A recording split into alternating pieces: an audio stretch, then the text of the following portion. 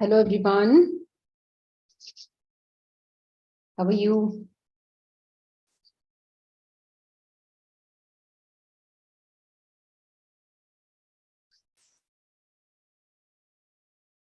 Let me just share my screen.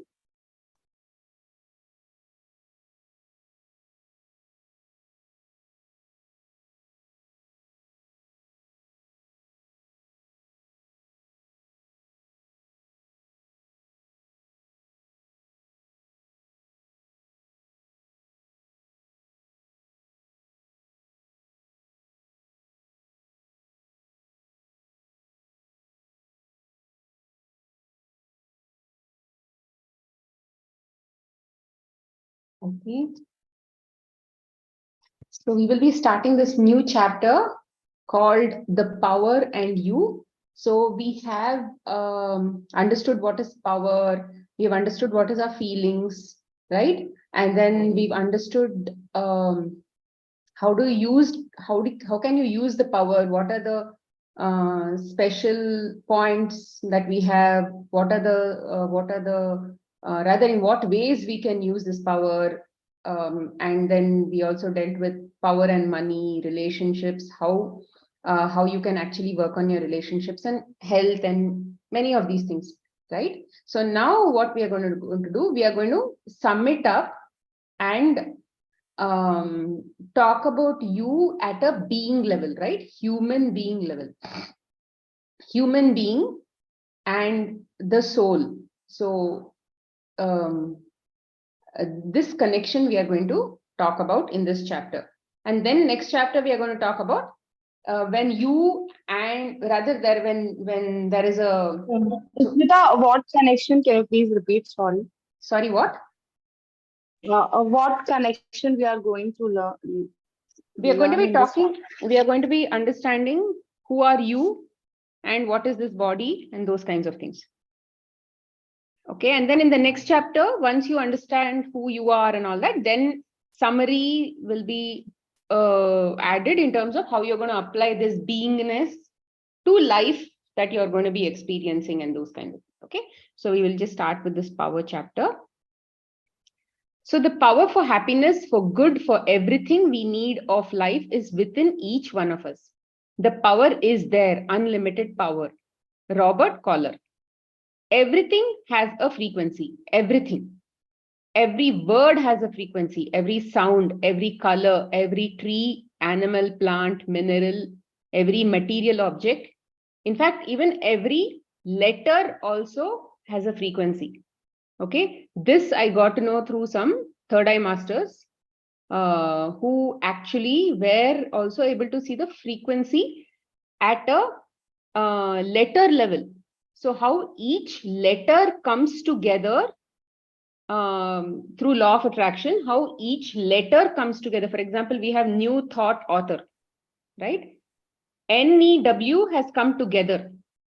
Some like N has a frequency of its own, E has a frequency of its own, and W also, they have their own consciousness. They have their own individuality. Okay. So N is NEW in this word new.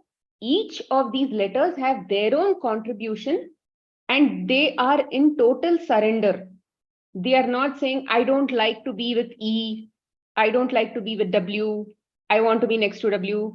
All of this they are not saying. They are coming together in a certain pattern in which they have been arranged. And they are very open to being arranged like that. Every type of food and liquid has a frequency. Every place, every city, country has a frequency. The elements of air, fire, water, earth, all of them have frequencies. Health, disease, money, lack of money, plenty of money, lack of money, success, failure, all have frequencies. Every event, situation, circumstances also has a certain frequency. Even your name has a certain frequency, but the real name of your frequency is what you are feeling at this moment. And whatever you are feeling is bringing everything into your life, and that's on a similar frequency to you. So here what they're saying in this paragraph is, it is no coincidence that you're sitting in this class, because our frequencies are matching And then we, in this moment, it is matching. And then we have come together to discuss this chapter. Similarly, whatever objects you have around you, whatever situations you have around you, whatever you have in your experience, everything you have attracted because of a certain frequency that you're continuing to vibrate at. Okay, so which means we have so many subconscious belief systems, we have so many conscious belief systems. Like we have so many, for example, if somebody asks you about, let's say, stealing and rape and all that, in the present moment, you are not actually thinking about it at all. But it is there sitting as some kind of belief system. So every single belief system also, resonates at a certain frequency inside you, which means they have already created certain patterns inside you. So all of them are going to bring certain experiences into your life, like a autopilot. So hence, you should understand that nothing is coming to you because of some random event or something. Even children who study for their examinations and then get their results also are attracting certain frequencies, depending on their, it really doesn't depend on always on their hard work and all that. They may have done a lot of hard work, they may have actually written a very nice exam and all that, but then after writing the exam also, if they are in fear, they will attract fearful results. They may have done the best, but then if somebody again creates fear in them, even though they were confident after writing the exam, the results that they may attract might be different, something like that. So there is no relationship between this, rather before and after, sort of, so like that kind of thing. So it's all in the present moment. Okay, it's all in the present moment. See, for example, why do we have to focus on the present moment? I'll come to it maybe as and when we continue this chapter. Let's see. Sita, will you be able to hold on till the end of the chapter, end of this class? Yeah, okay, Smita. When you are feeling happy and you keep feeling happy, then only happy people, circumstances, and events can come into your life. If you feel stressed and you keep feeling stressed, then more stress comes into your life through people, circumstances, and events, because that is what you're asking, right? Whatever you are vibrating at, whether you know it or you don't know it, you are going to attract it, because the law of attraction is like law of gravity. Whether you know it or whether you don't understand it, whether you pay attention to it, whatever, it will still be working around you. When you have seen this happen, when you've been rushing because you're running late, rushing is a negative feeling. As surely as the sun shines when you rush, and the feeling of fear of being late, you bring every delay and obstacle into your path. It's the law of attraction working in your life. So in what frequency are you vibrating? Are you stressed out, or are you not stressed out in every single situation of your life? It is asking the universe, I want this experience based on what you're feeling in that moment. Do you see how important it is that you feel good before you begin your day? Which is exactly why we start with, let's say, if you remember, if you were a part of us with the magic chapter, then there was one chapter which said, as soon as you get up, feel grateful that you are alive. Feel grateful that you're able to open your eyes, you're able to see, you're able to walk, you're able to go and then go to the bathroom, and then you have a water in your tap. There are so many people who have to go miles together to be able to even do potty, and they have to take one mug and then go. Maybe you have the luxury of having a hand faucet, or so whatever it is that you are getting today, don't have that feeling of entitlement, which means, maybe, yeah, I deserve it, that's why maybe I got it. That should not be how you approach life. You have to be grateful for it. Even though you have a lot in life, in one moment of your change in frequency, that may go off. So in this present moment, if you have abundance in your life, be grateful for it, so that great gratitude can keep you, that gratitude will be able to continue to maintain your sense of being. If you don't take the time to feel good, then you can't receive good things in a day. And once negative thing comes, it takes far more effort to change them, because once they are in front of you, you really believe them. It is much easier to take the time to feel good so that they don't come in the first place. You can change anything in your life by changing the way you feel, but isn't it a better idea to have more good things come to you in the first place? See, of course, this book may have been many places. It may have been written with a lot of duality in mind, saying run away from bad, go only towards good, and those kinds of things.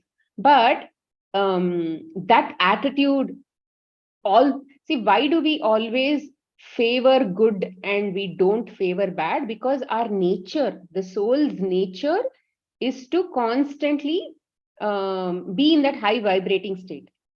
So you will naturally get pulled to something which makes you feel good. And what makes you feel good? Something with higher vibrations makes you feel good, because you are closer to that soul state. But something that is very far away from your soul state, you actually feel very uncomfortable, and that is why it makes you feel unfavorable.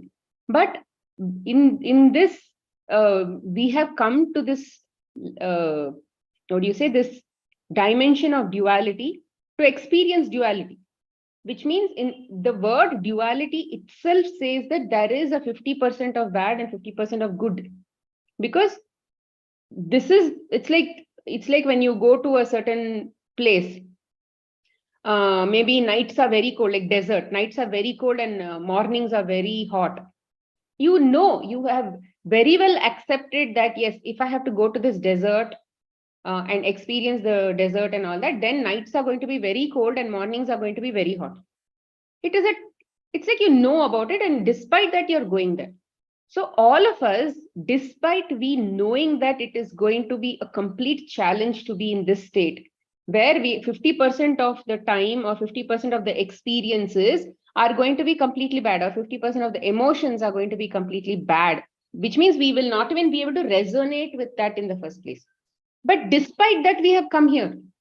So if we have taken the time to come here, knowing very well that this is present,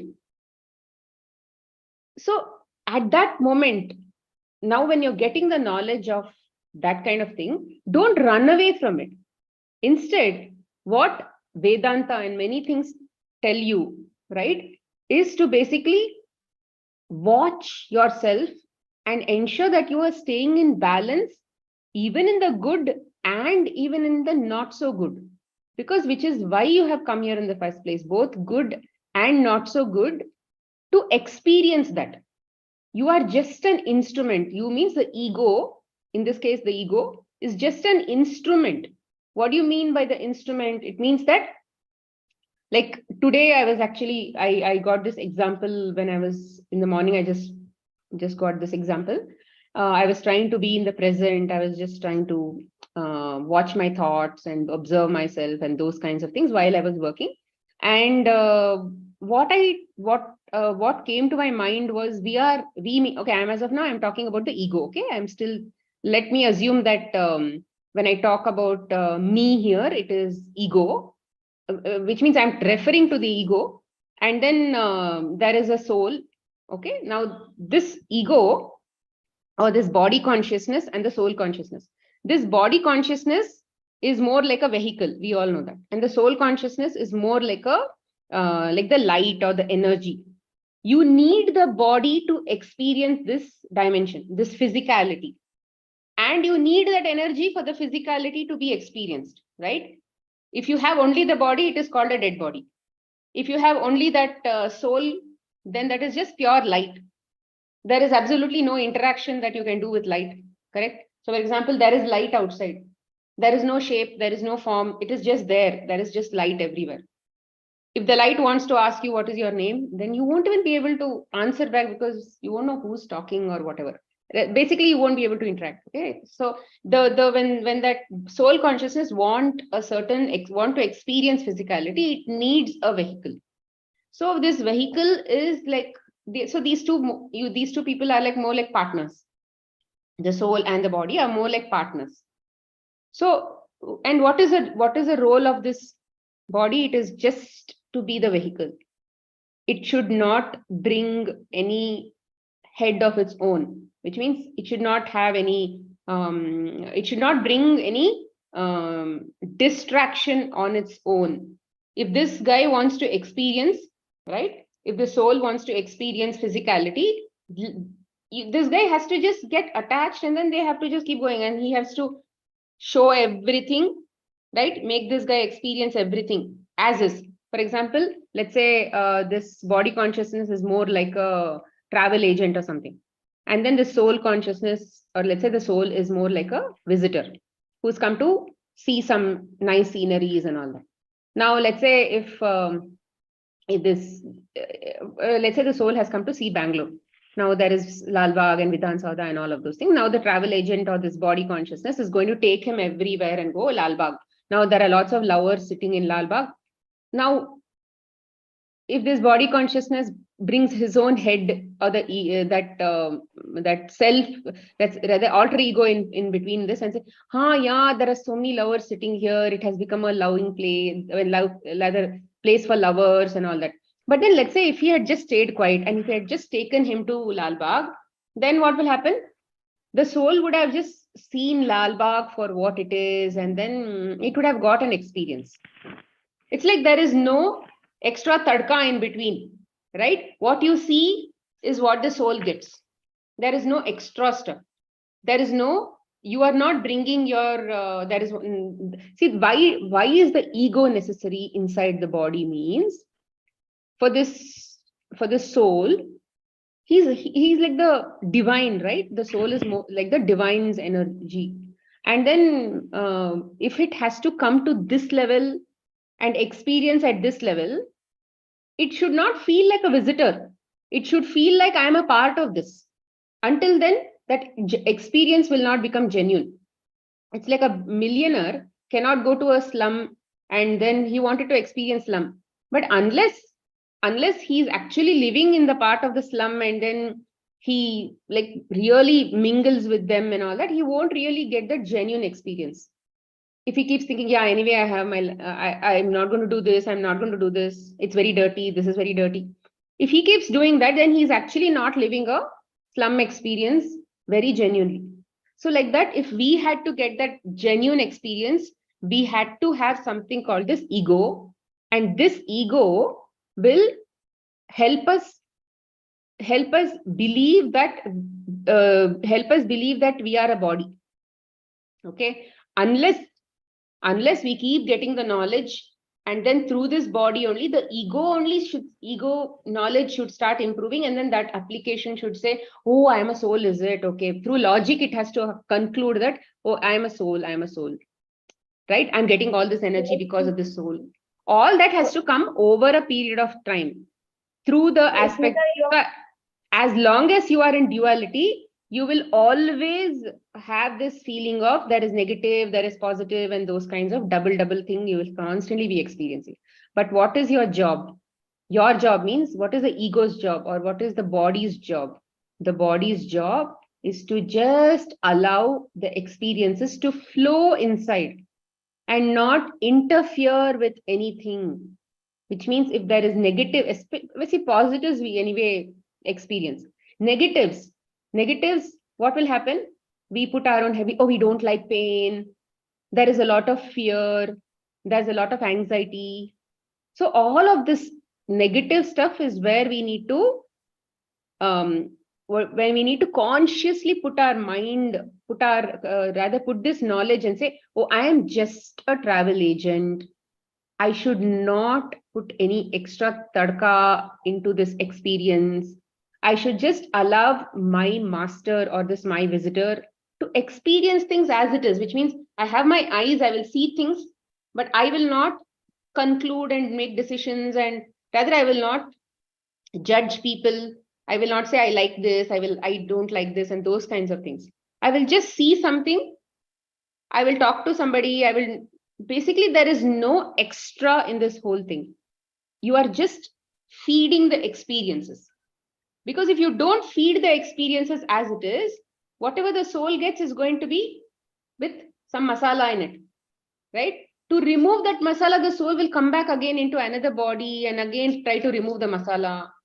And the process of removing the masala only is all called karma and all of those things. Okay. So be that person who wants to just serve the soul. Just serve the soul at every single time. If I'm folding some clothes, because the soul wants the experience of folding the clothes, right? At that time, ayo, why did my children not fold the clothes? Why did my husband not fold the clothes? There is so much of clothes. I'm always busy. Don't bring all that thing in between. Just say, yes, it's amazing that I'm going to be folding the clothes. And then you fold the clothes neatly.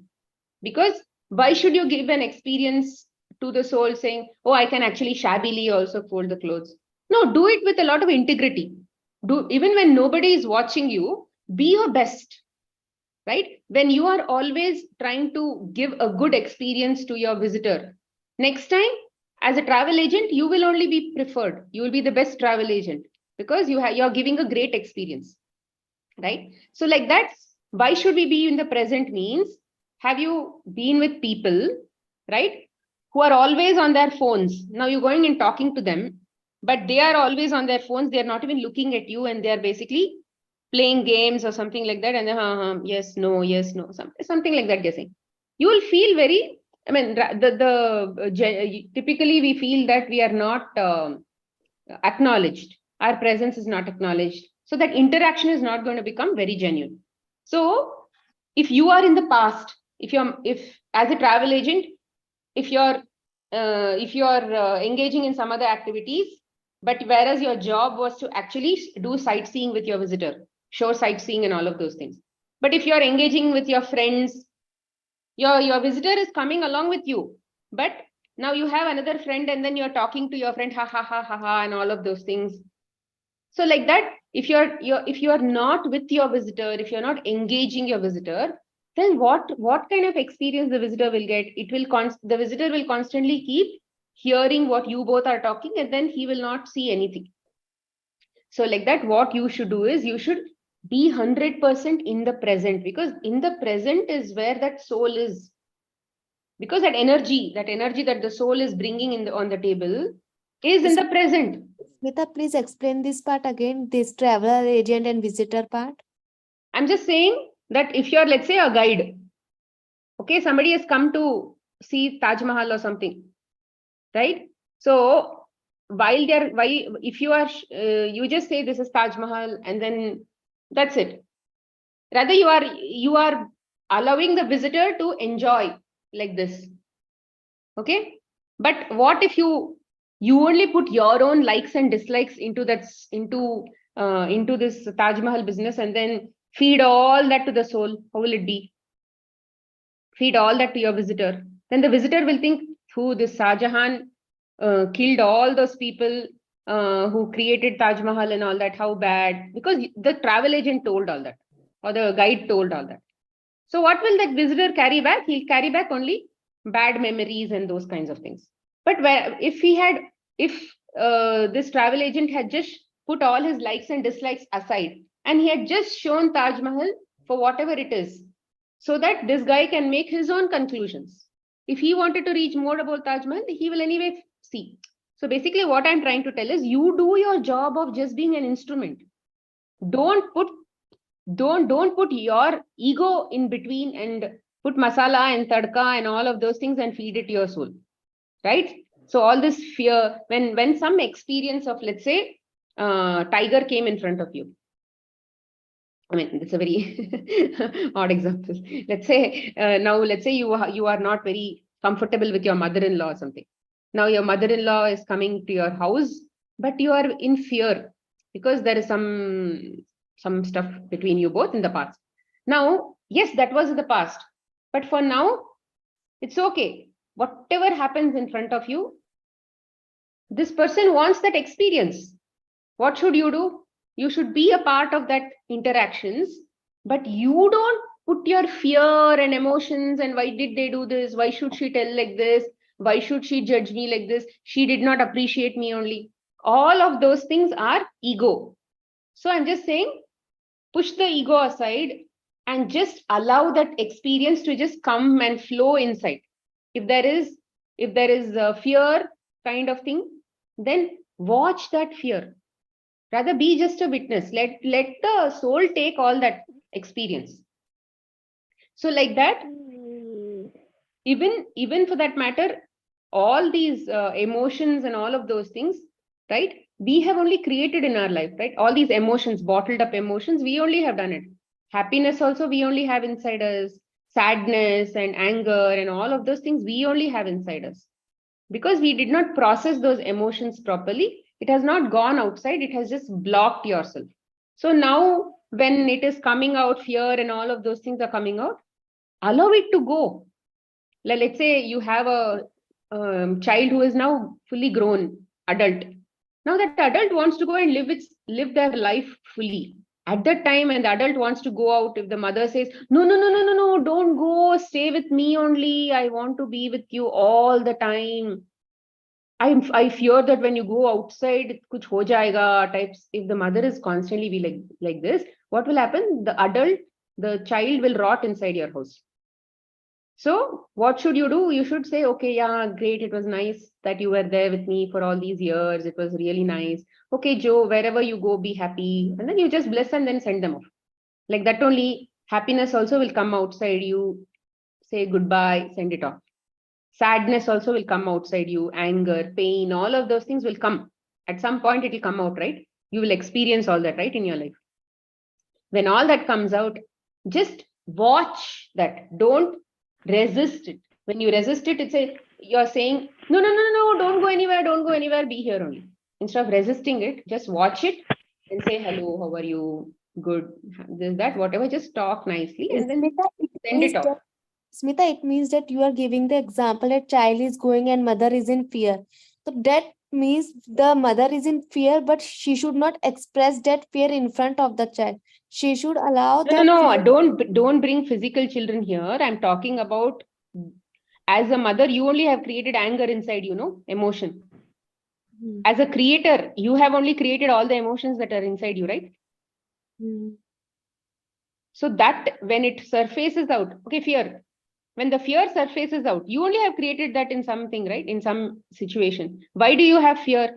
Because you have a belief system that something will happen off to my child.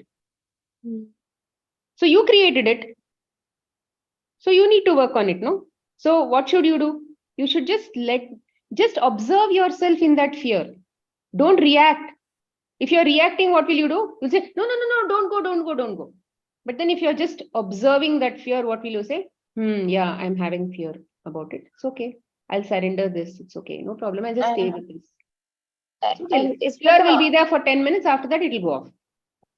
And Smita, when we react in the consciousness of our body, that means and the soul is not able to experience the things which he alone, which he actually has to experience, because the bodily consciousness is getting the soul for. I mean, It is interfering in the process. It is interfering in the process, and that's So how what are all the Vedanta stuff teaching? They're saying accept whatever is happening. Don't react to anything. Just allow things to flow. Just surrender. What does all of those words mean? It means that get out of the way. Let the soul experience whatever it is. You are just a body. You are just a vehicle. You are just an instrument. Like if the washing machine keeps saying, no, I don't want to wash today. I want to wash only white clothes today. I don't want red ones. I think this red one was actually going to leak. So I don't want the red at all today in my washing machine. If the washing machine keeps saying all these things, what will you do? You're going to say, just shut up. I want you to just shut up. You are going to teach the washing machine to whatever I put inside you. Your job is to just wash washing machine. So don't bring your head in between this whole thing. I know what is right and what is wrong. So you just give me washing experience, that's all. So Something that like is that. how the clashes goes on between the soul and the body, and that is how it comes out in other different ways. For somebody, it comes in the form of money. It comes in the form of health because of these clashes. Yeah. So basically, this is the crux of the thing. Just allow, be that perfect instrument and don't interfere. And which is exactly why you need to be in the present, because you are serving your customer. You are serving your partner, right? The partner is going to miss out on some experience because you are chatting with your friend. Understood what I said? So you need to, that's why be in the present. Of course, Yes. even after these kind of understandings and all those things come also, habits will still take the mind to jump from past to future and all of those things. Habits are there. But at least what we need to do is we need to keep getting our mind back to the present. And then focus on the task at hand while you are working on your jobs. Smita, it means that if we are talking to someone and the other person get annoyed and backfire us, at that moment, if we get the anger, so we should allow that anger to go, but should not express our anger to that person. If you already felt that this anger is valid, yes, I deserve this anger, means then if you suppress that anger, it is going to harm your body. The teachings are saying that have a logic in your head that anger is not valid at all. It is not necessary to feel anger. It is not necessary to basically get carried away when somebody annoys you, because you are the one who is basically getting annoyed. Is it their fault?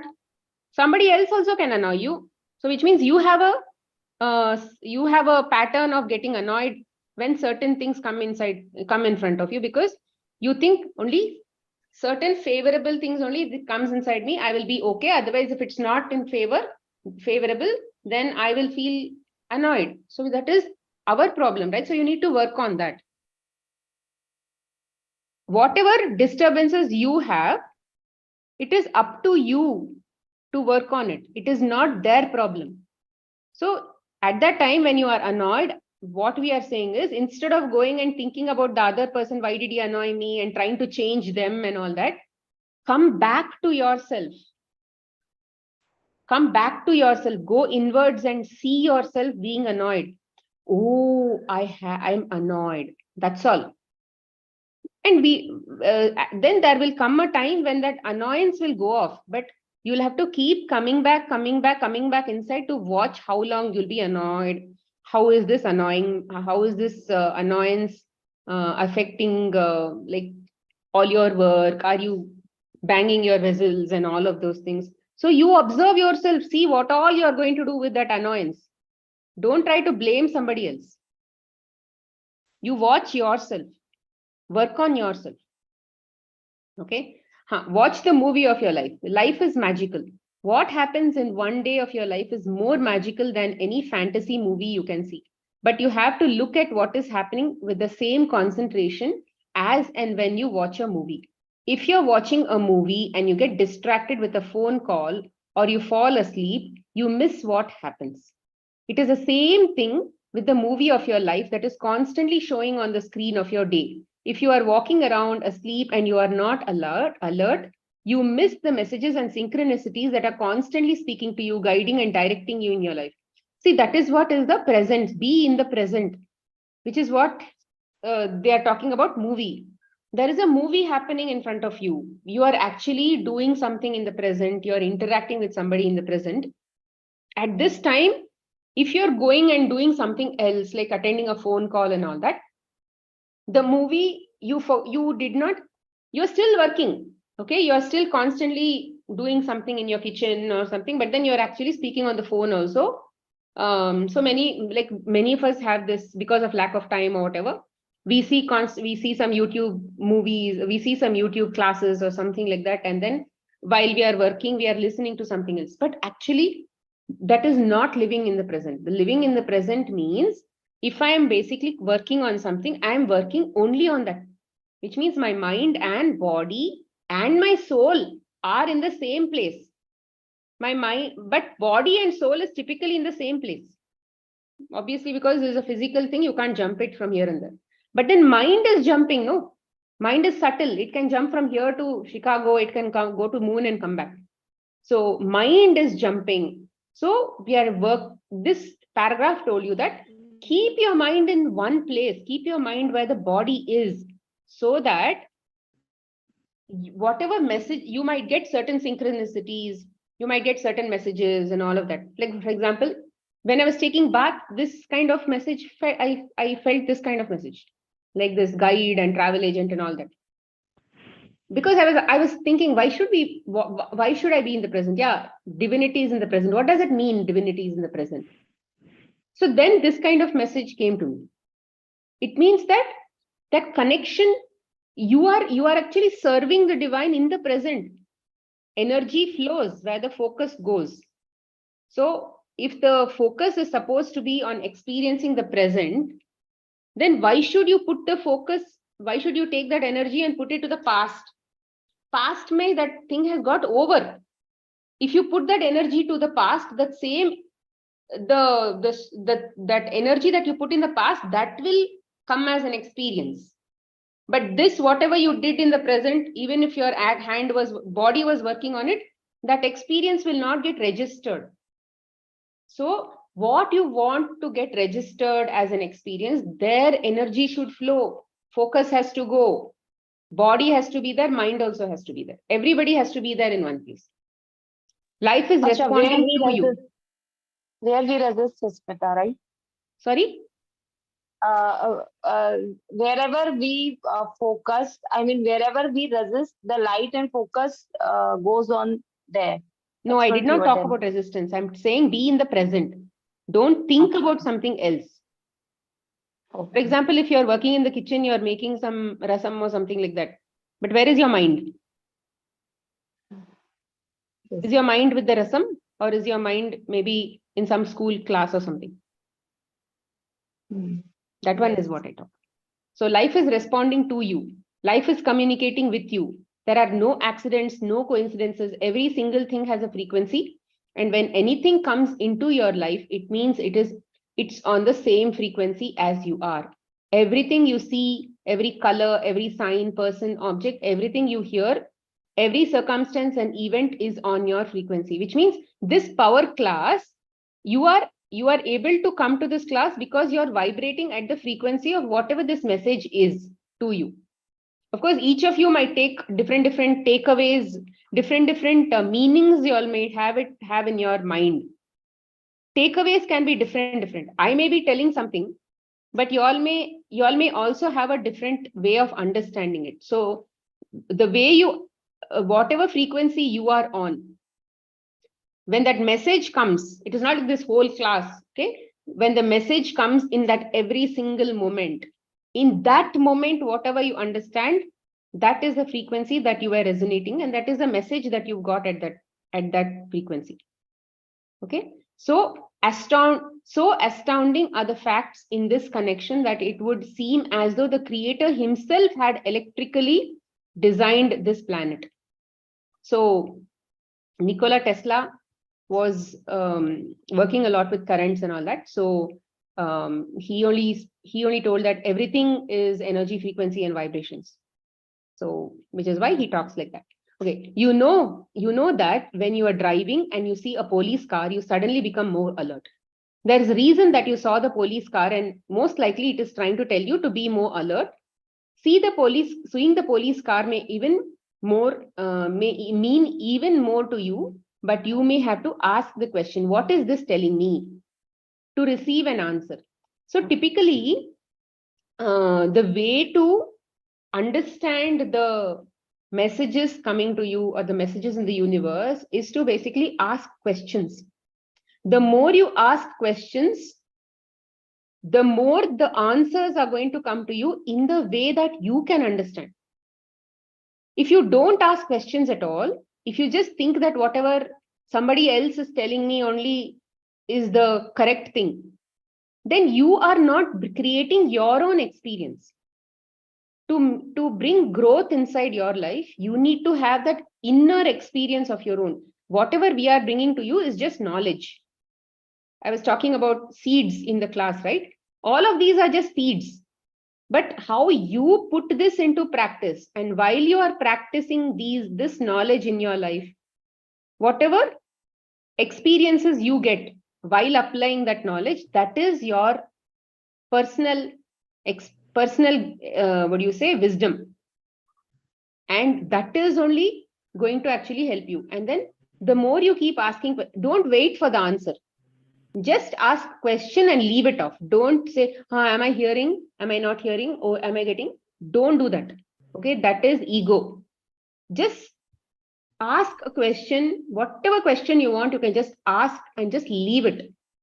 It is just going to go. And then at some point, law of attraction is going to bring all these answers together. And then when you are in the right frequency to receive that answer, it is going to come to you. You are going to get that message in your mind, the thoughts or whatever is going to come, or maybe some Google message is going to come and then you'll see the answer, or some WhatsApp message is going to come and you'll see the answer. Somehow you will see the answer. And then you will remember, oh, I had asked this question, right? Yeah, it is correct. It is resonating with whatever I feel. Like that, okay? But you should ask the question and just leave it off.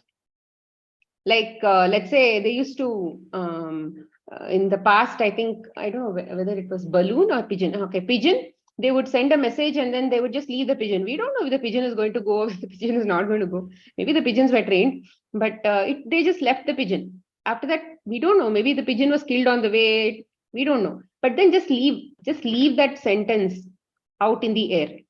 When you hear police represents the law and order. So police car may be a message of something that is out of order in your life, such as you forgot to call your friend back or you didn't thank someone for something. Like when Rhonda was, for her, she was practicing a lot of gratitude and it had become a second nature. And one day when she was, she went to the store and then she shopped for some groceries and she was going out, something felt very amiss to her. Something felt very different. And then when she asked herself, what is it that why am I feeling like this? Then she remembered that she did not thank the person who was actually serving her at the counter. So then she went and thanked the person and all that, and then she felt better. So like this, each person has a way of understanding and interpreting certain things in your life. When you hear an ambulance siren, what is it telling to you? Is it telling you to be grateful for your health? Is it reminding you to give love and thanks for the health of the people in your life? When you see a fire engine race past you with its lights and sirens on, what is it telling you? Is it saying that there's a fire somewhere in your life, or you need to be putting it out, or you need to put out? Or is it telling you to fire up your love? You only will be able to know the meaning of the things that come into your life, but you must be alert to what is happening around you so you can ask questions and receive the meaning of the message. So, which is exactly why you can't be preoccupied with your past or your future, so that whenever things are happening in your life, you can be more alert to what are the messages that are coming your way. So the more you are in the present, the more growth is there in the present. Because the more you are in the present, you are more charged up with that energy. And if you also act like let's say like the instrument, proper instrument and all that, then the growth is going to be like extra fast, like super fast. And once that energy comes in, awareness will come, and then understanding will come, everything will come, because the whole universe's knowledge is accessible to you. But why we don't understand many of these things is because we are in the present, sorry, we are in the past or in the future most of the time. We are constantly thinking about something or the other most of the time. And hence we miss out on what actually has to happen in the present. You are being given messages and feedback constantly. And when you've been receiving these messages all your life, whenever I hear something, even if they are words from a conversation of two strangers who are standing near me, if I can hear their words have a meaning in my life. So like the first paragraph in this chapter told, if every single word, every single thing that comes into my sense organs are meant for me. So whatever I'm telling you here in the class, For each of these people, each of you people, it is meant for you. And what you understand from that is what is going to come from your own experiences and wisdom and all of those things. So what she's saying is, if she's able to hear somebody, if she's eavesdropping on somebody, then she'll be able to understand some words, right? That words also have meanings. Many times we'll get to hear somebody, and then some ideas are going to come, and then that will be like a big clue for whatever we are going to do. So many such things happen, synchronicities. I read the words, the words are a message for me, and they're relevant to me, and they're giving me a feedback on my life. If I'm traveling and I notice a sign and I read the words, these words have meaning for me, and they are a message for me, and they are relevant to me. They are relevant to me because I'm on the same frequency as they are. If I were on a different frequency, I wouldn't have even noticed that sign, and I wouldn't be in the earshot of that conversation at all. So if you have noticed something, or if something has come to you, it means it is for you. It is not nothing comes to you just like that. So for you to be able to understand that, you need to be in the present. And what do you say? Like, for example, let's say people are not helping you in your household, or like something is not coming together to help you and all of those things, because you are not meant to get that experience from them. You are meant to do that work yourself, which is why nobody offered help to you. Don't they know that you need help? Doesn't the universe understand that you need help? You are a person who's very busy in the kitchen, you're taking care of kids, you're taking care of cooking, you're taking care of everything. Don't they know? No, everything, your soul knows, everything knows, everybody knows. But the thing is, you are as of now not vibrating at a frequency where you need to get that help. You need to learn from your own doing, because probably you are constantly cribbing that I'm the one who's always doing, I'm the one who's always doing. So there needs to be, needs to be a direct experience there to the soul. Because you're putting tadka and saying, I'm the one, I'm the one, I'm the one. That tadka needs to be removed. That is why constantly it keeps coming again and again. So if it keeps coming again and again, see if you're actually putting a lot of ego there. So once you remove the ego, step back, give the experience directly and say, awesome, awesome. This is a great exercise for me, or whatever. And then fold the clothes neatly and keep every single day. If it is 10 times in a day, also do that 10 times in a day. Because that is meant, that was supposed to be your learning. Every single thing that surrounds me in my day is speaking to me, giving me constant feedback and messages. If I notice that people around me aren't as happy or smiling as much as they were, I know my feeling frequency has dropped, and immediately I think of things I love one after the other until I feel happy. See, again, in this case, how much the author is going behind what she likes only, and then she's disliking the other aspects of it, right? There is no stability here also. So, but the message that we can take away is try to be more stable with respect to everything. If you see people around you who are not happy or something like that, you don't have to you don't have to avoid that. Oh my God, people are not, like, it's a fear. It's also a fear, right? Oh my God, people around me are not happy. It means that my frequency has dropped. Okay, let me just do gratitude. What do you mean? So here we are doing gratitude with the expectation that I'll need to go to a higher frequency. That is not how life is. In this kind of situation, we'll just jump from one part of the duality, 150% to another 50%. We'll just keep jumping.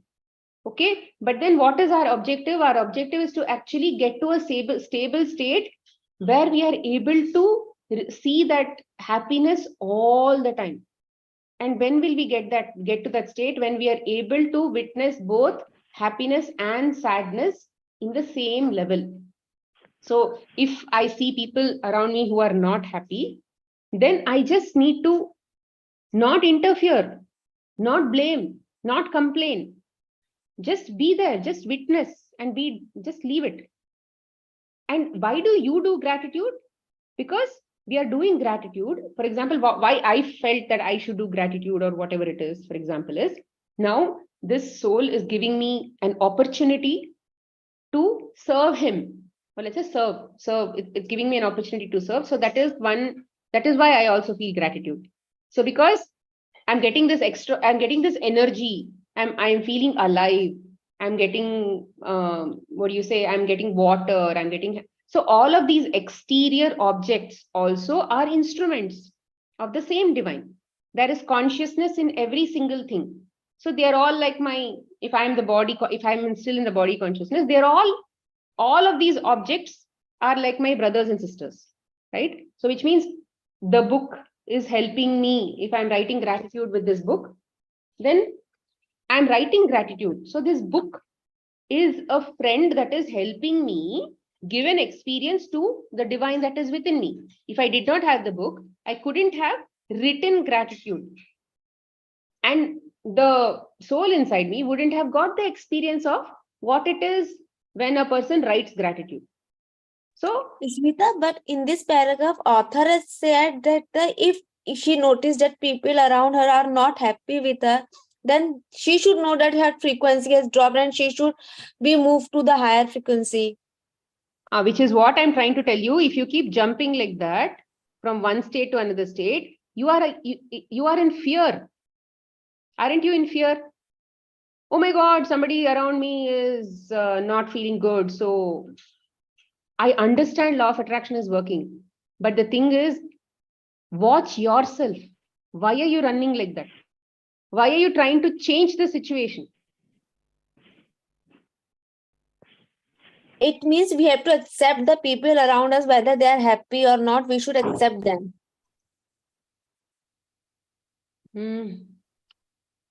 See, we are not here to interfere with other people's life. We are just here to give the experiences to the divine. That's all. That's all. We are just here to give the experiences. So if somebody around you is not happy, why should you care about it? Why should you get affected about it? It is that author's experience. The author feels. See, here when we do book reading, right? Anita and I, when we do book reading, we are sharing our knowledge about about rather life that we know or that we think should be shared. Now, if I keep telling you, if you see somebody in front of you who is actually very negative and all of those things, run away from them, or try to understand that you are vibrating at a lower frequency. Understand that law of attraction, you are attracting all these bad things inside your life because you are in a low frequency. Okay, fine, and agreed that you are in a low frequency. But then at that time, if you are going and doing gratitude and all that, aren't you trying to be running away from that situation? Do you think you will sustain in that higher frequency all the time? It's like saying, take, for example, a child who is always getting first rank. A child who's always getting first rank is going to have a lot of pressure to stay in that first rank position. Because he's putting a lot of pressure to be there, effort to be there. So what I'm trying to tell you is, if you're running away from something, if you're disliking something, if you have likes and dislikes towards something, you will always keep running. The more you keep running, you are actually running in the same circle. From this part of the circle, you're coming to this part of the circle. Again, from here, you will jump to that part of the circle. So what Gita and many of these things are trying to tell you is, don't run away from anything. Just be there and take the experience fully. If somebody is not feeling okay, then you don't have to go and react to it. You be in you can conclude whatever, but don't go and react to it. Just stay with that feeling. Because being in that state of balance itself is a higher frequency. Do gratitude because it's your nature, like breathing. If you do gratitude with a lot of expectations attached, over a period of time, that will not work. Wherever there is expectation, there is disappointment. So there are so many aspects that you need to balance when you're understanding some of these kinds of things. Don't take it like mathematics problems. It's more like understanding what is it for me. Okay? We need to be the change we wish to see in the world. So what are you wishing to see in your world? You be yourself. Don't try to change the world. Don't try to run away from the world. When the world is giving you some experience, just be with that experience. Don't try to resist or do any such thing. Your secret symbol. You can play with the law of attraction by asking you to see physical evidence of the force of love. Think of something you love and make it your symbol of the force of love. Whenever you see your symbol or hear it, you will know that the force of love is with you. I use illuminating sparkling lights as my symbol. So if the sun hits my eyes or its lights reflects off something into my eyes, or if I see anything that reflects light and sparkles, I know it is the force of love and it is with me. When I'm overflowing with joy and filled with love, light reflects off everything around me. My sister uses the rainbow as a symbol, and when she's overflowing with love and gratitude, whenever she looks, there are rainbows of light and colors and all kinds of rainbows around her. So, for example, Rhonda basically remembers that there is a force of love always in her life when she looks at light in general, sunlight, or maybe some sparkling lights of in our house, whatever light you have. So whenever she looks at light or maybe car headlights, she remembers that force of love is always with her. God is always with her, or that energy. It's like there is that constant flow of divine energy into my life. Her sister is seeing rainbows. She uses rainbow as a symbol. But when does rainbow come? Only during the rain. But then it depends on us. Where do we see rainbow? We can see many people in the park and see a rainbow of colors based on their dresses. When we see traffic, we can see rainbow of colors. Many different colors we can see. Traffic has different colors. Then when we see flowers, we have different colors. So that is also something that her sister uses like that. And then she understands that she is overflowing with love and gratitude when she looks at all of these kinds of things around her. You can use stars, gold, silver, or any other animal, bird, or tree or flower that you use as your symbol. You can choose words or sound as your secret symbol. Just make sure that whatever you choose something you absolutely love and adore. So what is this thing that is going to stop you from actually going into not going into body consciousness is the forgetfulness that I am a soul. So she's saying that have something as your symbol where you can remember that you are a soul, you are this divine energy, there is love always flowing inside you, and you are this high being who does not get carried away in all of these ebbs and flows of life, and does not get carried away in Maya and all of those things, right? You should remember. So this is how she remembers. So you can also have a symbol that you want as see, all of these are different ways that she's suggesting. If you have some other way, if you think that you can, if you want to read Hanuman Chalisa, you remember, then do Hanuman Chalisa. If you think that you can read Gita and remember, read Gita and remember. If you think that you can see all the books, whenever you see books, you remember Saraswati, and then you'll be able to remember that divinity is flowing inside you. You remember, or whenever you're breathing, also you can remember that you are a part of the cosmos. You are just one with the cosmos. Whatever is flowing, whatever energy is flowing in the other person is also flowing inside you only, because the same air you are also breathing, and you're breathing out, and again you're breathing in, and again you're breathing out. Now whatever you breathed out, where did it go? It went somewhere inside the cosmos and somebody else breathed it. Some other plant breathed it. And whatever they breathe, you are getting.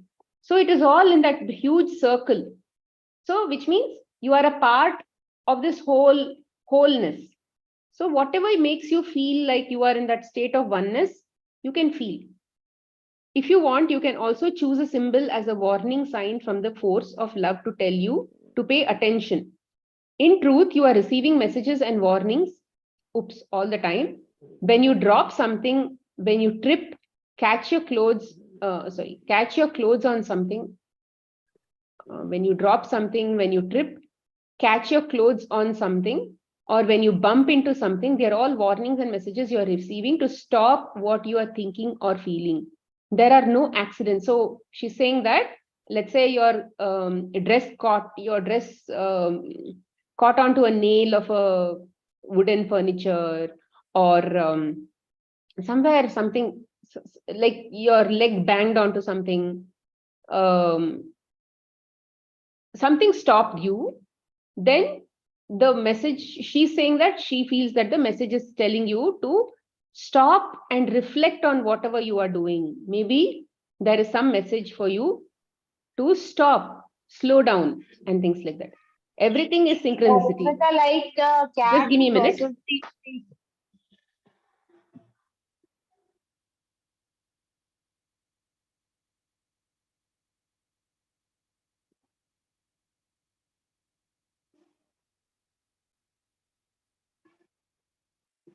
What were you Like saying?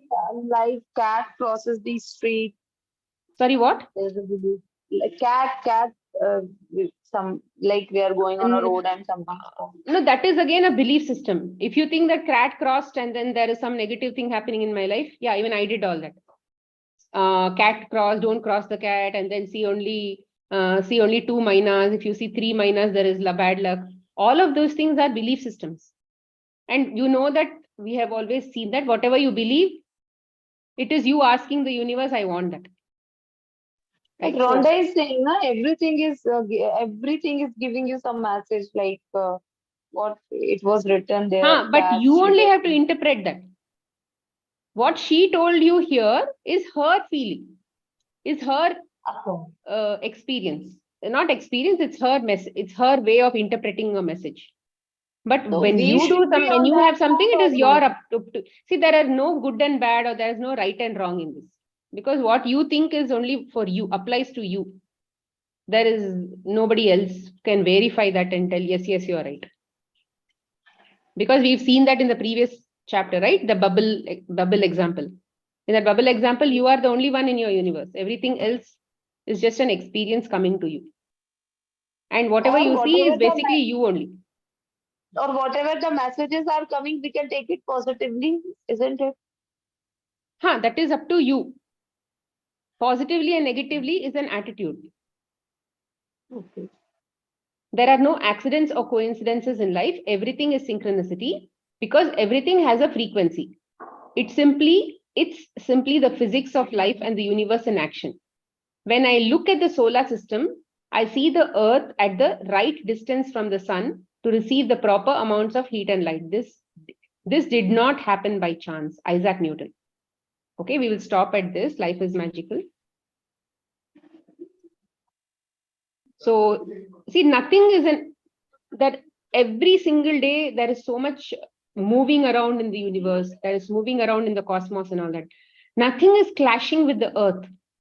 Nothing is basically coming and then colliding with the earth and all of those things, right? So that is because there is some external force or external power that is actually balancing this whole thing. And we are part of that system. And our life is also being balanced in this whole thing. It is not like we are all banging onto each other and then dashing onto each other. All that is not happening, no? Why is everything going on so systematically? Because there is some higher power that is actually balancing this whole thing. Okay, we'll do day 61. The universe has unlimited ways to bring your dream about. And I can assure you that when you emanate your dream on the inside of you, it will appear in the outside world in a way that you could never have imagined.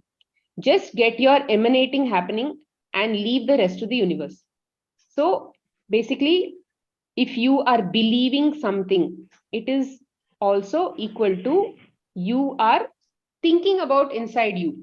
And then it will appear in the outside world the way you have never imagined. Like you just started off a thought process inside you. And then over time, the energy got added and all that, because you were constantly thinking about it. Then it eventually became reality. So like, for example, I did that premix because my daughter is going out. I did a premix for some poha yesterday, and I had to do it oil free. There were absolutely no oil free recipes on the internet. Of course, there were oil free recipes, but I only have made it. But the thing is, if I have to make it a premix, there was no such recipe. So I had to think about it in my head, the way the ingredients work, and how would it actually function. All of those things I had to think in my head and then sort of see it in action, or rather the way we cook our meals and all that. So first we see it, first we are able to think about it, and then it comes into action. So this is what it means. So just get that feeling inside your head, get that thing inside your head, and then whatever you dream inside your dream means whatever you think about or whatever will eventually come outside. And many times it comes really well, right? We couldn't have thought about the end product so much, and it comes out really well. For example, take Walt Disney. Every single thing in Walt Disney production is an absolute imagination. It's a fiction. Donald Duck, all of those characters are all imagination. Such a beautiful imaginations, right? It is not even real, and it is so good. And he has absolutely, so Walt Disney, what they say is, even every single thing he has actually visualized, and he was able to bring that to reality.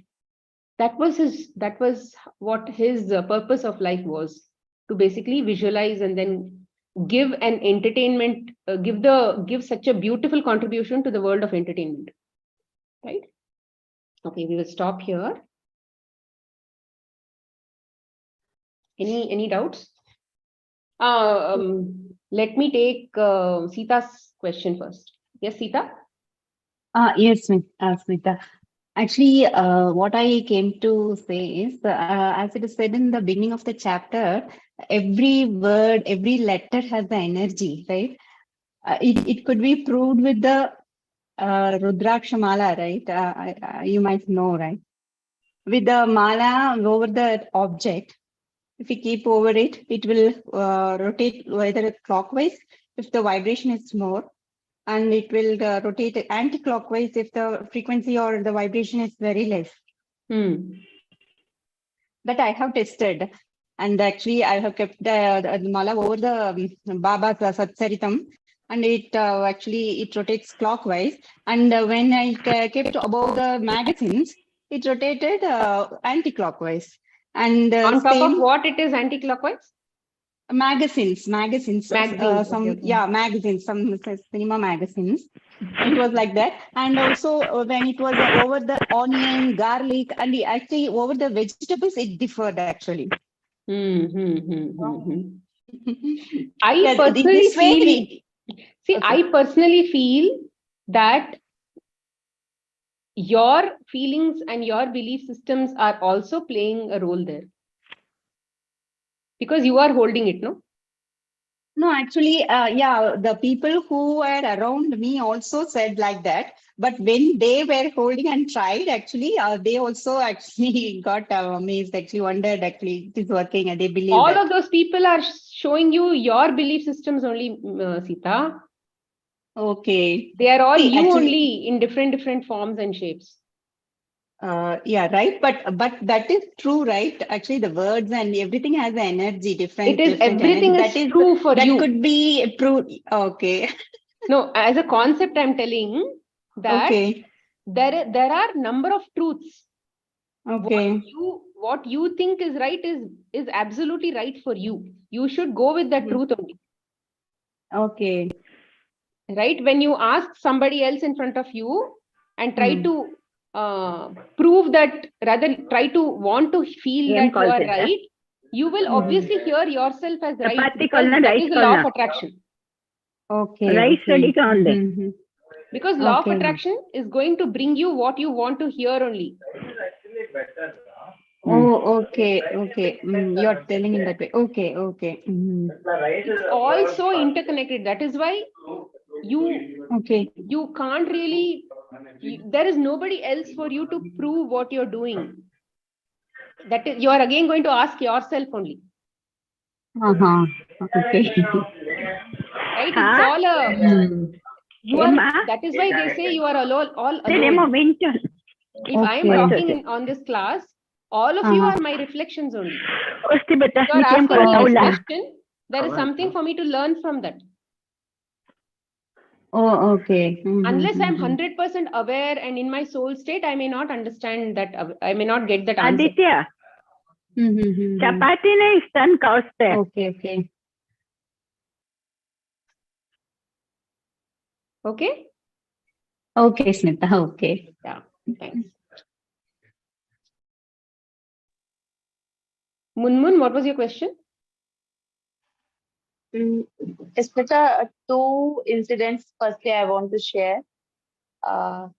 Actually, in my school, there was one student.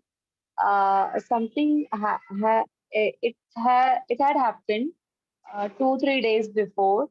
But he was forcing me to go out for some.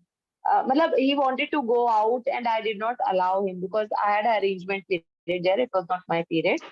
So he just wanted to go out and do the practice of yoga as the other yoga students were doing. So I did not allow him. He asked me twice, size. I did not allow him. He got angry and he used some best. He acted like he used some abusing language for me, and I came to know that it has happened and he was doing that. So I simply said, I did not say anything. I simply said, ki beta, whatever you are saying, it will not affect me, but it will affect you only. I simply said it in a normal way, and okay. Then I started giving him blessings. You know, matlab I was whenever he was passing and whenever I was looking at him, and even I was sitting inside my room, I was giving him blessings. Be blessed, God give him the grace, like that. And just after 2 days, I again went to his class, and I was explaining something related to this only.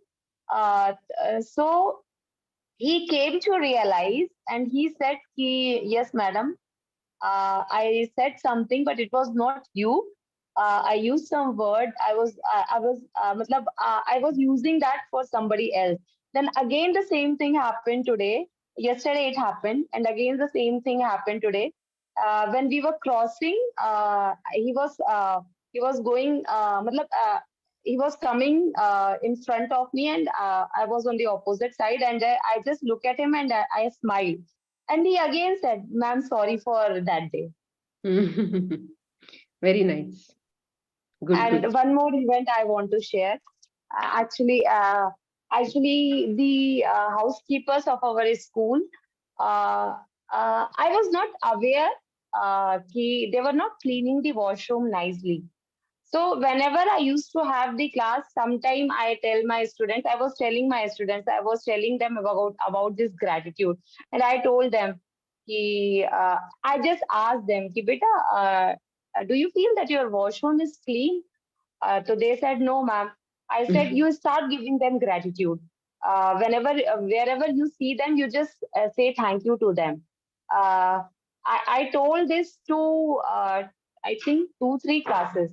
And you know what happened? They were doing the right, the housekeepers who were there before, according to them and according to me also. I was not aware that they were not cleaning the washroom nicely. They were not doing their work properly. something has happened. The principal, well, something something has happened. We have got the new housekeepers for the school. And now washroom is clean. Yes, even the ladies' staff toilet is clean. Amazing, Though amazing. the thing is that the lady was coming to my house also, and she was doing the great job at my house because I kept her also. But I'm paying so much of gratitude to her, just surrendering to the higher power because ki, uh, the good will only happen.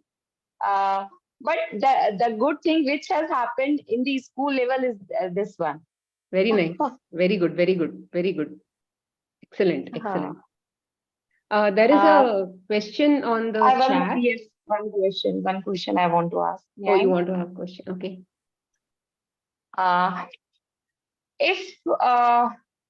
If somebody is drunk, drunk and try to speak, then what should we do in that situation? But yes, the vibes are positive, talking in a very good mood. Hmm. Is it a belief If they that are they asking you a question or what kind of? So don't judge the person. In my opinion, don't judge the person. Engage into as minimum conversation as possible, because that person obviously may not be even understanding what he's talking, right? So he might just be blabbering. So just don't judge, don't try to engage some serious discussion and try to get carried away in that whole thing. Just minimum interact as much as possible, be silent. Whatever questions they ask, you answer in a very very, what do you say, very stable state, and those kinds of things. That is what I would think is better. Okay. Thank you. Thank you so much. Bindu says, Smita, we should not multitask? It's best not to multitask, Bindu. Yeah, we have all we have all been very, I mean, I have been very good at that multitasking. But yeah, like I said, I'm trying to practice being in the present and all of those things. So yeah, it's all a work in progress. Multitasking is not actually great. It's not supposed to be done, because you're just not giving the same attention to everything. Sorry, you're not giving 100% attention to one thing and making it, putting all that energy there. You're putting it to multiple things, and your mind cannot focus on multiple things at the same time.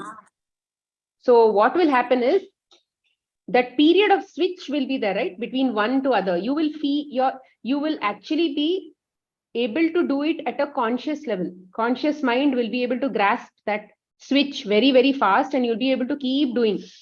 But there is absolutely not going to be much learning at the end of this exercise of doing multiple things, because at a subconscious level, you have not learned anything.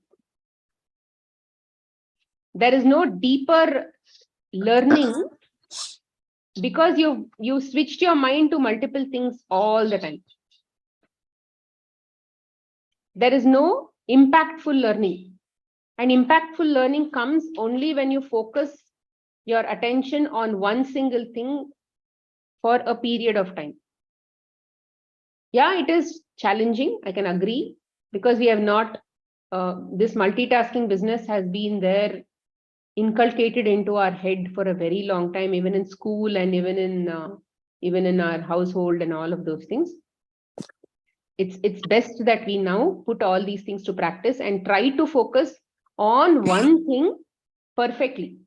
Be in the present, do that job, and do it to be that 100% instrument for the soul, and then see how fast your life is going to change.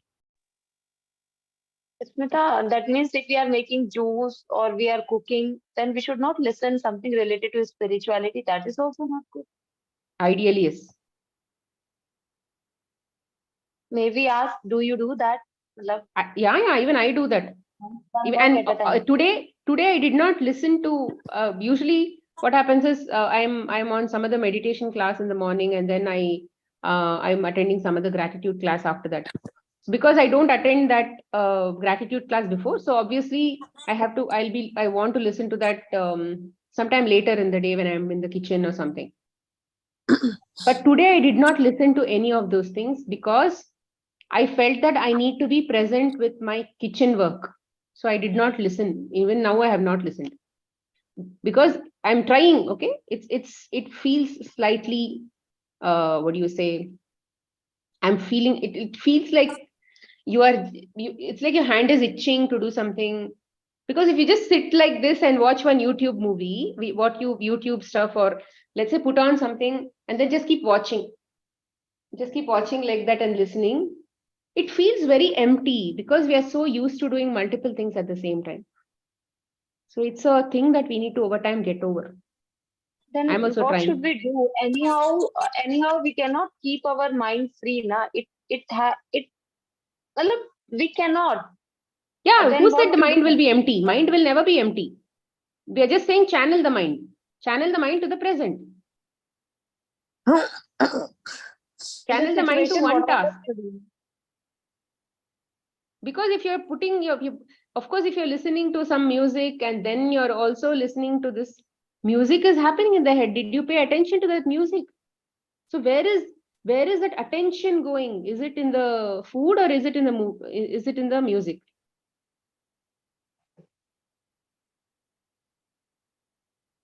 Maybe it is distributed. So which means your task got only 50% of that energy. Maybe you could have done it even more efficiently. Awareness could have been even more efficient. The learning may have been even more efficient. Who knows what you missed? And unless we get to that state, we will never know what we missed.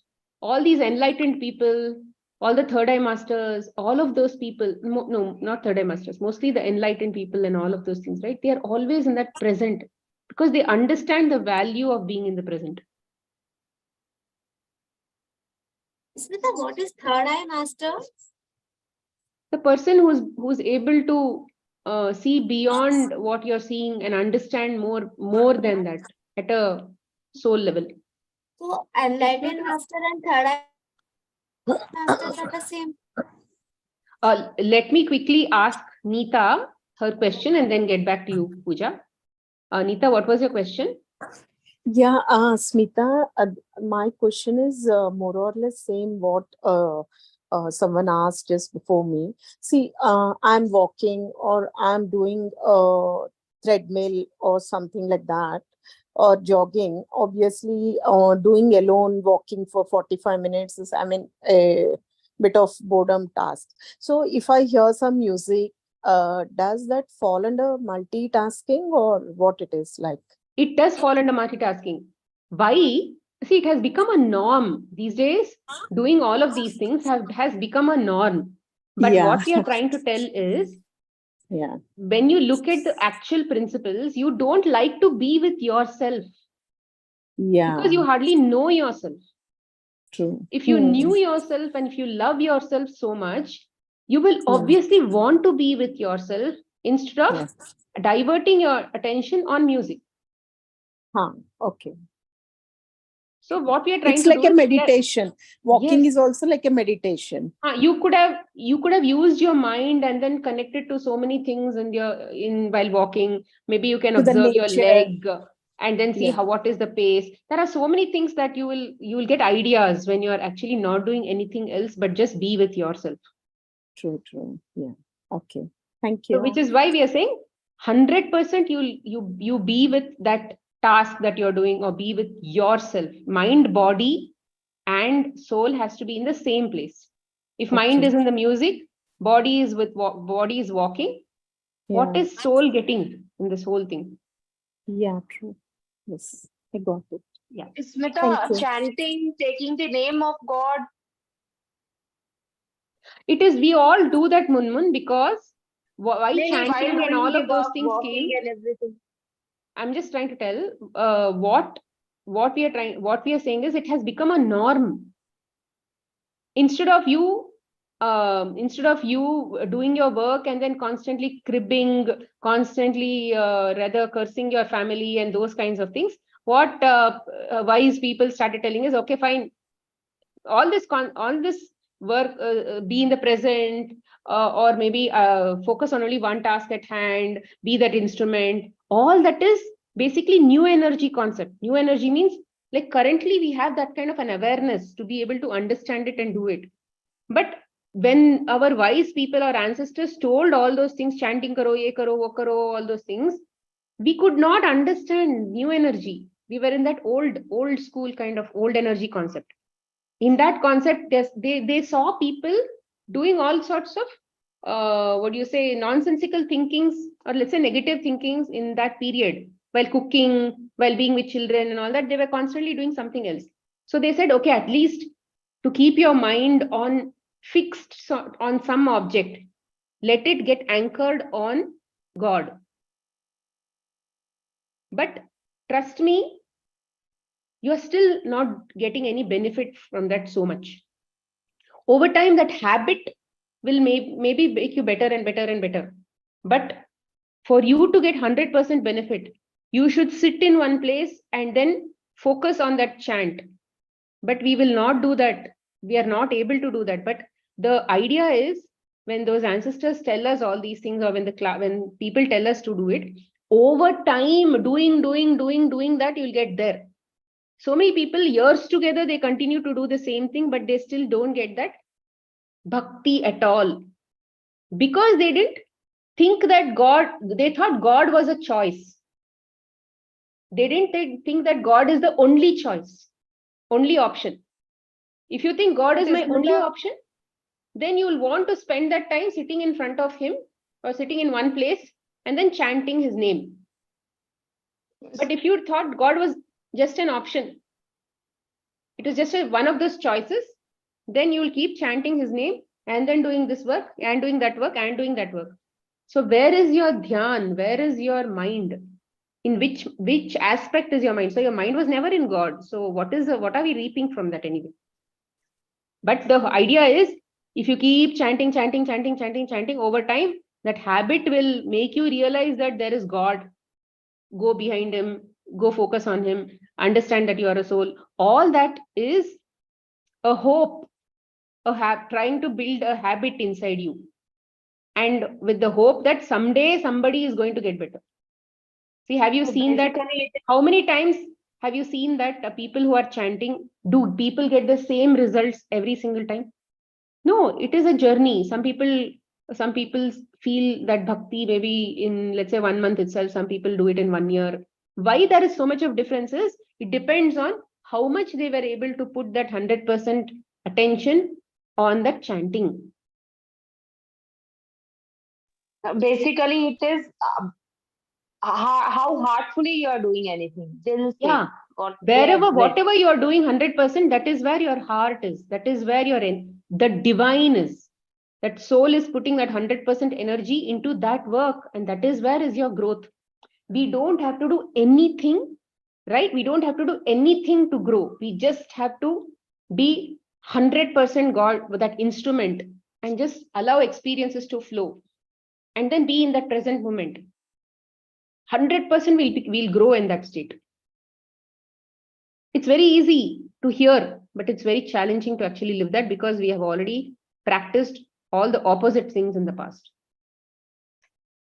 But Smita, I just want to share, may I? Mm-hmm.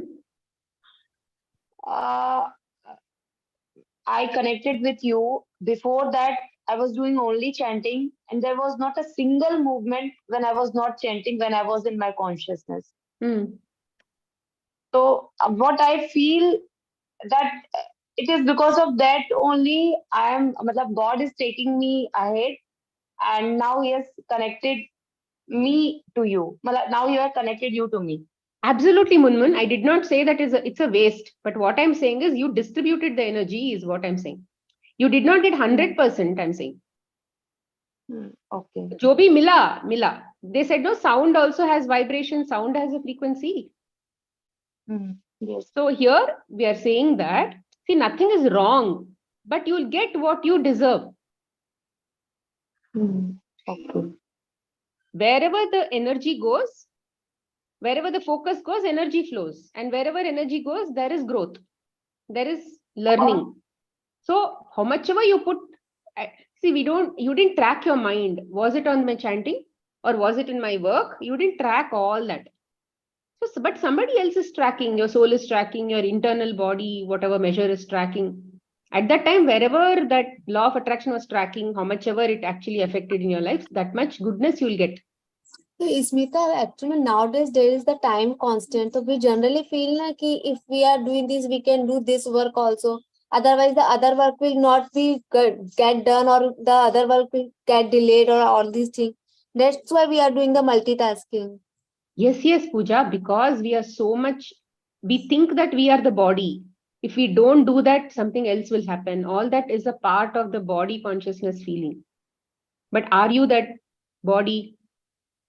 You have come here to do that work and take that experience fully from that work, to understand what it is to do that work and enjoy that work. It That is means what if you we have are come not here. able to do other work, it means if we are not able to do other work, means our soul is not ready to take that experience of other work right now. The most important is the what we are doing at the present moment. Soul want to experience that moment. It wants to experience that moment fully. Then let's say you couldn't get the time to do something else. Don't feel bad. Don't feel bad that something, so which is why you can prioritize. Okay, what can I do that is truly important for now?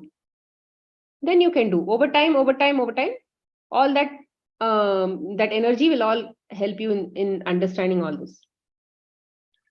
Okay, got it. For example, let's say you wanted to fold the clothes and you had to cook. Maybe cooking will become a more priority and then put 100% into cooking. Half you're cooking and coming back, half you're doing this, then again you're going and then doing Like this. Smita, we generally do na ki we put our cooking stuff on the gas, and when the vegetables are being cooked, at that moment we get the free time and we think that at that moment we can do other work also. At that time, your body moved away from that place. No, you started doing something else. Then again, that is your current. Okay, okay. Where is your body? Let the mind be there. Okay, okay, okay. So that Got should it. be your indicator to focus that attention. If your body is in that place, put your mind also in that place. So you say if we are cooking vegetables, you have to be over there while the food is cooking. You just stand there and not do other work. If it doesn't need your attention, you can go do something else. Okay. But the thing is, your body Okay. is moving away from that place, so you let your mind also move to that place. And then let's say over a period of time, if the mind is going back to that, obviously that is the what do you say, downside or whatever, flip side to doing two things, juggling between two things. Because your mind will again, when you are doing, let's say, folding the clothes, there is always that inner anxiety about vegetables ho gaye kya types. You will never be in that place fully committed to that place, because there is always a fear that what if I forget about that vegetable, what if it gets burnt. These are all things that will happen as a part of multitasking. But yeah, we can just start off trying to do at least some things, put the mind in one place. Even if you're multitasking, see where are you able to put your mind into at least a little more than what it is supposed to be. Try not to be in the past, try not to be in the future kinds. I mean, there is always scope for improvement based on wherever we are in the present moment. We can't be perfect. Okay. Try and do whatever possible. There is no perfection. Nobody is comparing. Nobody is, so there is no benchmark at all. You're just trying to put your energy and gaining the best out of it. That's all. Smita, can one more thing Mhm. may I ask? Yeah. Yesterday night when I was sleeping, I felt कि I am not, मतलब, I was somewhat conscious, unconscious, I do not know. But one of my student, what happened? I was his class teacher last year, and he used to like me a lot. and wherever he comes, his mother comes for the PTM. He come to meet me, and so yesterday he came in my dream. No, I don't know it was dream or what. And he was browsing and fell down. And suddenly I got up, and I felt I need to help that child. That thought came in my mind. Hmm. I don't know what could it be, or it Dream, is huh? just I don't know. But I was not sleeping. That was only I was lying down to sleep, and while chanting I sleep actually, and it happened within just 10-15 minutes when I See the lie down. way, see the way these kinds of things come, no? Ideally, the same awareness that whatever brought you this scene should also bring you the awareness to understand that.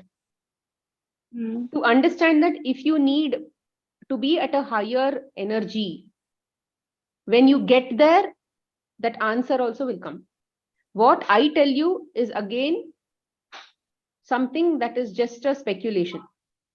And Okay. if you don't understand what that is, you just bless the child and say, and do, and let's say, think about all the good things about the child and be done. Okay. Okay. Because ideally, that understanding awareness also should come from the same within only. And unless we are at that state, you can't get answers from outside. Okay. So Understood. wait for it. It is not so important for you to get that answer yet. That is why the answer did not come. Okay. We should not get these answers or try to analyze these things from a mind level. It is coming at that intuitive level, right? So let that answer, wait for that answer to come from that intuition itself. Okay. Understood. Thank you. Thank you so much. Okay. Nina, did you have any question? No. I got my answers. Okay, sure. Thank you so much. Yes. Thank you. Anybody else, or we can close? Yes, Smita, you were telling the answer of enlightened and third eye people. See, if let's say we say that we are a soul. Of course, every single book, everybody says that we are a soul, right? We are, which is what all the teachings are saying, right? From Vedas to Bhagavad Gita, everybody is saying that we are the soul.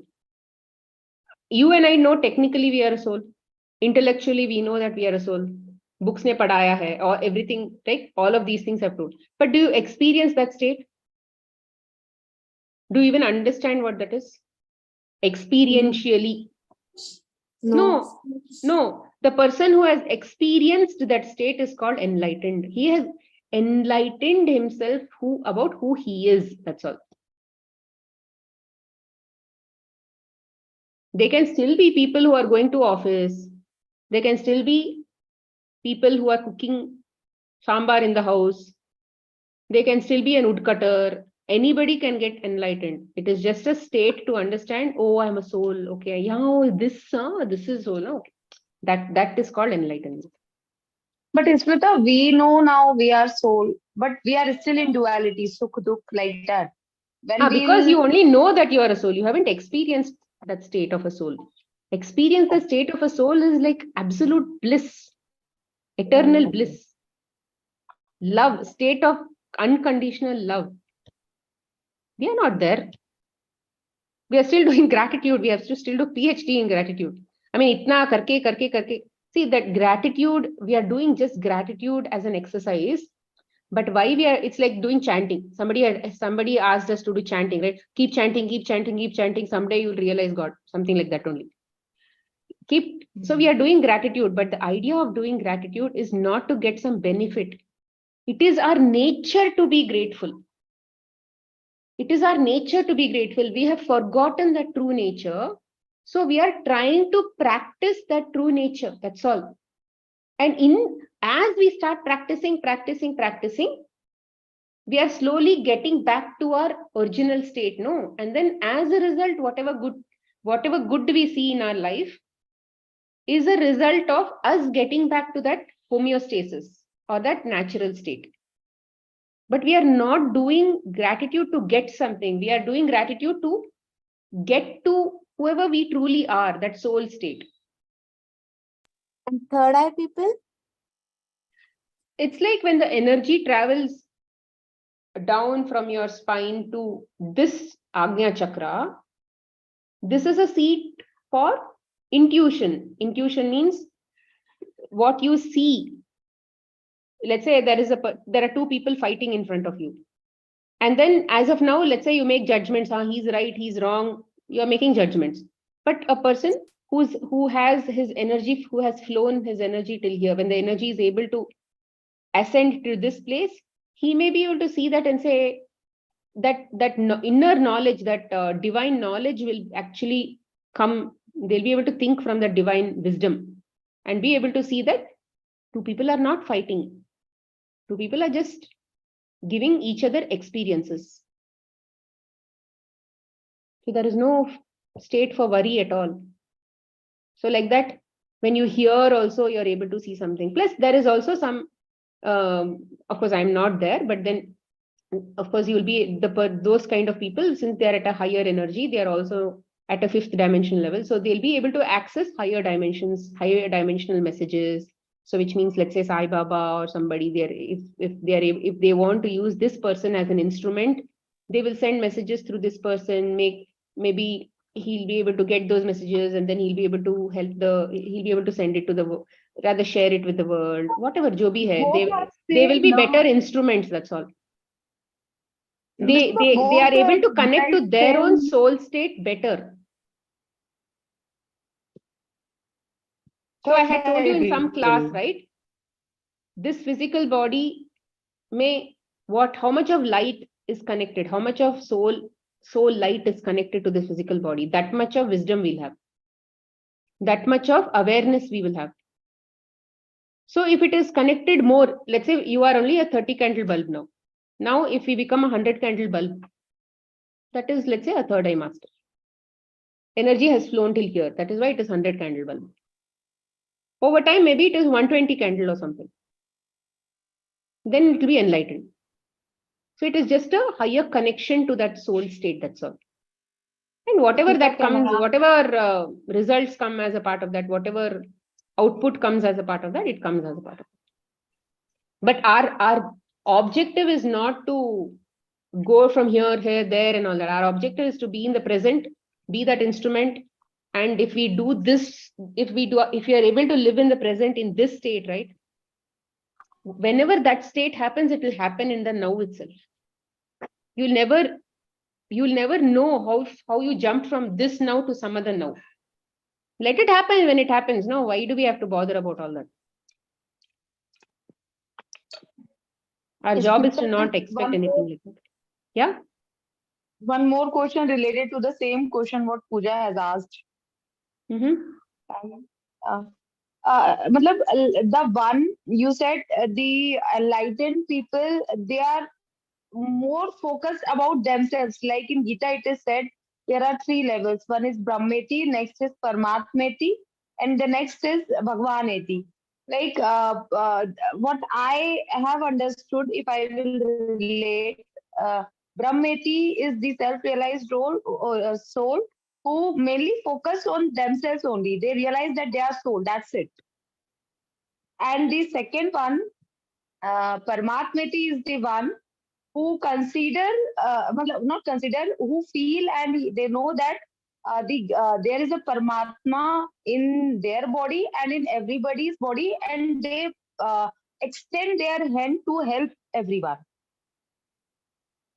They are better than the previous one. Is it like that? Yes, there are different. There is no end to growth. From our level, let's say if you are able to see one level, from their level, they are seeing 100 more levels.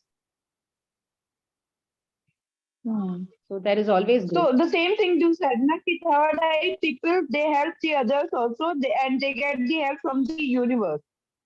Yeah, like we said, there is always a state of growth. If he has realized he's a soul, then at least he will probably not be he's not going to get into the same misconceptions and blaming and complaining and all that we are doing yet. Maybe he's not going to do that. But then his next level of growth, as he continues to be in the present and be that instrument and all of those things, over a period of time, he will probably be able to see that divine energy in everybody. And over time, he'll be able to see himself in everybody. Okay, yes. And that when we'll see himself in everybody, that would be the Bhagwan 80 stage.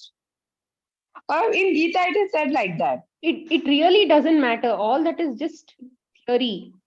Whether we know about it or whether we don't know about it, it doesn't matter. But what really matters is, are we doing whatever we are supposed to be doing right now? So if I am that soul, okay, fine, let's believe that we are the soul. But then what am I doing about it?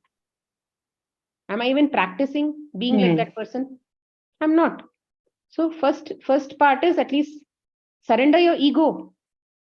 Surrender your ego and then surrender yourself to that soul. And then if you mean surrendering ego means zero resistance. There is absolutely no resistance to whatever comes in your way. You're just giving that experience back to the soul without putting your own tadka into it. So first, that itself is challenging. So let's start living like that. Next comes all that enlightenment and all of those things. I mean, in the present moment, doing one job nicely itself is called enlightenment. You are getting enlightened and getting better and better and better and better, right? So let's focus on just our level and then just keep going. जो भी होना है, वो हो जाएगा. Law of attraction is anyway going to take care of that. So why should we bother about all those things? Okay, so we'll stop here. Thank you so much, Smita. Thank you so much.